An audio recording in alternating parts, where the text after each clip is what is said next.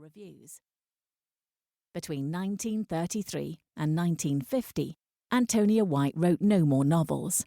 She was divorced from Tom Hopkinson in 1938, worked in advertising, for newspapers, as a freelance journalist, and then came the war.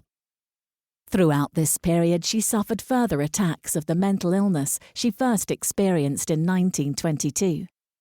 This madness Antonia White refers to as the Beast, Henry James's Beast in the Jungle.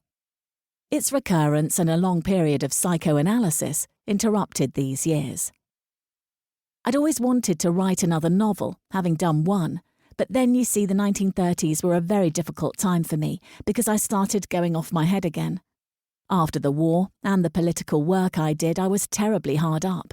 Then Enid Starkey, whom I'd met during the war, suggested to Hamish Hamilton that I should have a shot at translating, and they liked what I did. After that, I got all these commissions, and I was doing 2 or 3 a year, but I was completely jammed up on anything of my own, though I kept on trying to write in spite of it. I always wanted to write another novel, and I wanted this time to do something more ambitious. What I thought would be a proper novel, not seen only through the eyes of one person, as it is in Frost in May, but through the eyes of the father, the mother, and even those old great-aunts in the country. Then suddenly I could write again. The first one, The Lost Traveller, took the longest to write.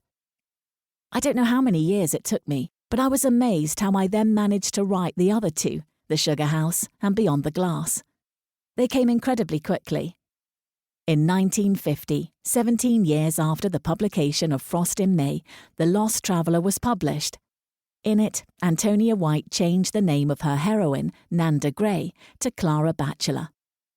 Of course, Clara is a continuation of Nanda. Nanda became Clara because my father had a great passion for Meredith and a particular passion for Clara Middleton, heroine of The Egoist. Everything that happened to Clara in The Lost Traveller is the sort of thing that happened to me, though many things are changed, many invented. I wanted The Lost Traveller to be a real novel. Frost in May was so much my own life, so I changed her name. In every other respect, this novel begins where Frost in May ends. It is a vivid account of adolescence, of the mutual relationships of father, mother and daughter as Clara grows to maturity and comes to grips with the adult world. When I finished The Lost Traveller, I thought of it as just being one book, and then suddenly I felt I wanted to write another one about my first marriage. That was The Sugar House, which I think is much the best of the 3. In it, I see Clara's relationship with Archie, her husband, entirely through the eyes of one person, as in Frost in May. I think that suited me much better. The Sugar House was published in 1952 and takes Clara through her first love affair, work as an actress, and a doomed first marriage. Unsentimental, often amusing, it is unusual for its moving description of a love between a man and a woman which is not sexual, but which is nevertheless immensely strong. Beyond the Glass, which completed the quartet in 1954, is technically the most ambitious of the 4 novels, dramatically using images of glass and mirrors to reflect Clara's growing mental instability.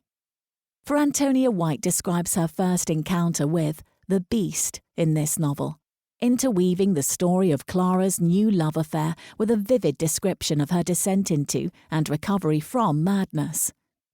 Antonia White remembers every moment of the 10 months she spent in Bethlehem Asylum, now the Imperial War Museum, in 1922-23.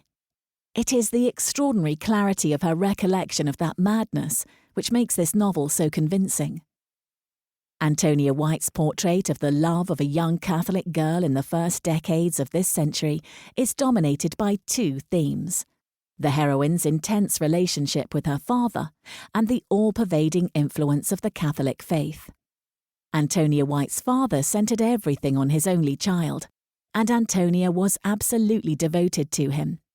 But to the end of his life, he refused to discuss one of her earliest traumas, the expulsion from the convent she recorded so faithfully in Frost in May. And she has obviously felt that she disappointed him bitterly by going her own way in life.